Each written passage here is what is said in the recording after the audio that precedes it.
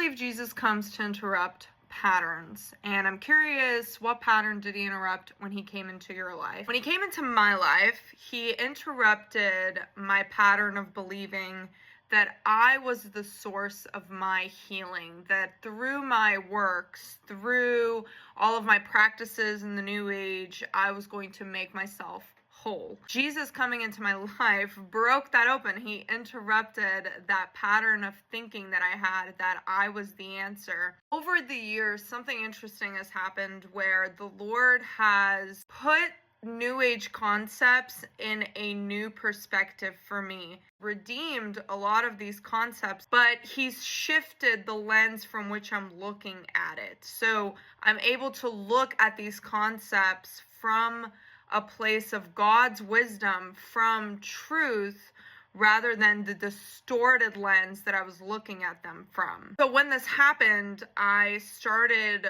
incrementally learning that a lot of the New Age practices and beliefs that people hold are true, but there's an element of twisting that happens, that the enemy takes these principles, these truths of reality that were created by God, and then twists them. One of these is the concept of limiting beliefs. I was really big on rewriting limiting beliefs. I even had an entire New Age business that was successful around helping people rewrite limiting beliefs. But this concept of limiting beliefs fell short for me, because the idea that we have limiting beliefs and that they need to be rewritten was correct. Where the New Age falls short is then it just puts you into the seat of authority as the one who is supposed to rewrite these beliefs. So it's still subjective, it's still arbitrary based on these beliefs that I have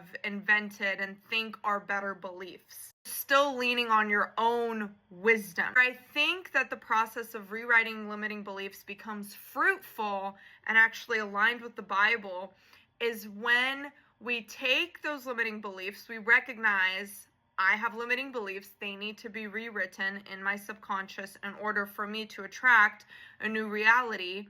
We have to realize that the beliefs that replace the wrong beliefs must be rooted biblically in Jesus. So rather than me deciding what these new beliefs are supposed to be, the beliefs have to come from God, from the Word of God, from Jesus, from my communication with Jesus. And we have to allow God to be the authority on what the new belief is supposed to be, because He is truth. That's what Jesus says. He says, I am the truth. Without Him, we will never have truth. You might have a fragment of the truth, but it's exactly that. It's fragmented. So it's not really actually truth. It's still a distortion. Let me know what you think in the comments.